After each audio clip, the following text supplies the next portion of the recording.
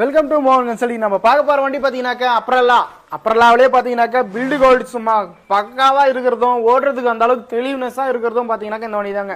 அப்புறம்லாவிலே பாத்தீங்கன்னாக்கா 125 சிசிங்க. 125 சிசினா இப்போ லேட்டஸ்ட் வந்துருக்கிறது எல்லாமே அந்த மாதிரி தான். இதுக்கு மேலே 150 வந்துச்சு, மைலேஜ் ரொம்ப ட்ராப் ஆச்சு. இந்த 125 பார்த்தீங்கன்னா மைலேஜ் நல்லா வரும்.